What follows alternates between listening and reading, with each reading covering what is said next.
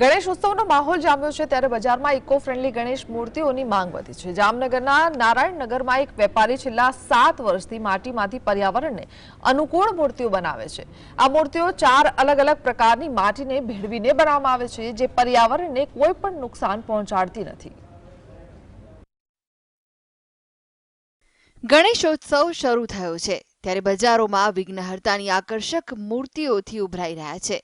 આ તહેવારમાં લોકો પોતાના ઘરે ગણેશજીની સ્થાપના કરી રહ્યા છે।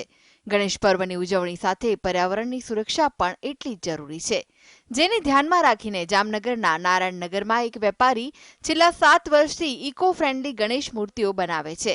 આ મૂર્તિઓ કાળી, ખેતરાળ, સફેદ અને લાલ માટીના મિશ્રણથી તૈયાર કરાય છે। 6 મહિના પહેલા મૂર્તિ બનાવવાનું કામ શરૂ થઈ જાય છે। 6 મહિના અગાઉથી ઇકો ફ્રેન્ડલી ગણપતિ બનાવવાનું સ્ટાર્ટ કરી દઈએ છીએ અને હાલ અમે આ વર્ષ દરમિયાન અમે 4500 થી પણ વધારે મૂર્તિઓ બનાવેલી હતી। એનું 90% પણ વધારે બુકિંગ થઈ ગયેલું છે અને હાલ અમે 6 થી લઈ 4 ફૂટ સુધીના માટીના ઇકો ફ્રેન્ડલી ગણપતિ બનાવી છે। એમાં અવનવી શૃંગાર કરેલા, અવનવા વાઘા સજેલા, અવનવા જે લોકો કહે છે તે મુજબના કલર રંગબેરંગી કલર પણ કરી આપીએ છીએ। અમારી ખાસિયત એ છે કે અમે સંપૂર્ણ ઘરે જ વિસર્જન કરી શકે લોકો આસાનીથી એ મુજબના ગણપતિ બનાવીએ છીએ। ગણપતિની મૂર્તિ બનાવીએ છીએ તે પ્રકાર અવનવા રંગ, કલર, અવનવા વસ્ત્ર પહેરાવીએ અને પ્લસ જે લોકો બધા વ્યક્તિની માંગ હોય છે એ પ્રમાણે અલગ અલગ વસ્ત્ર પહેરાવી અને અવનવું એને ડેકોરેશન કરીએ છીએ। તે પ્રકારના મોરપંખ છે, અવનવી પાઘડી છે, જે આપણે જામનગરની પાઘડી કહી શકીએ છીએ, સાફો છે, નવીન પ્રકારના ગણપતિમાં વસ્ત્ર બનાવીએ છીએ અને આ પ્યોર ઇકો ફ્રેન્ડલી છે। વેપારી 6 ઇંચથી લઈને 4 ફૂટ સુધીની વિવિધ કદની મૂર્તિઓ બનાવે છે, જેની કિંમત 400 રૂપિયાથી માંડીને 8000 રૂપિયા સુધીની હોય છે। પર્યાવરણને ધ્યાનમાં રાખીને માટીની ઇકો ફ્રેન્ડલી મૂર્તિઓનું મહત્વ વધી ગયું છે।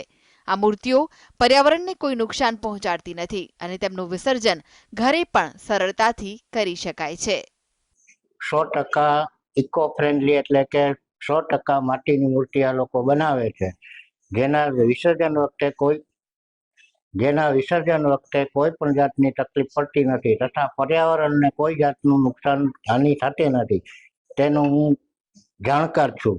એટલે આ લોકોનું કામ બહુ સારું છે। પ્યોર માટીમાંથી જ ગણેશની મૂર્તિ બનાવે છે। અહીં નારાયણનગરમાં જે દક્ષ પ્લે આર્ટ છે એ લોકો એકદમ પ્યોર ઇકો ફ્રેન્ડલી અને પર્યાવરણને કંઈ પણ નુકસાન ન થાય એવી માટીની મૂર્તિઓ બનાવે છે, જે ખૂબ જ સારી છે અને પર્યાવરણને કોઈ પણ જાતનું વિસર્જન સમયે નુકસાન પણ થતું નથી। જે આપણે ઘરે પણ એનું વિસર્જન કરી શકીએ છીએ અથવા બહાર કોઈ પણ જગ્યાએ કરશું તો પણ એ પર્યાવરણને કશું નુકસાન નહીં કરે। તો આ એક ખૂબ જ સરસ કામગીરી આ લોકો કરે છે। ગણેશોત્સવમાં ઇકો ફ્રેન્ડલી મૂર્તિઓનો ઉપયોગ કરી પર્યાવરણની સુરક્ષામાં લોકો યોગદાન આપે તે જરૂરી બન્યું છે।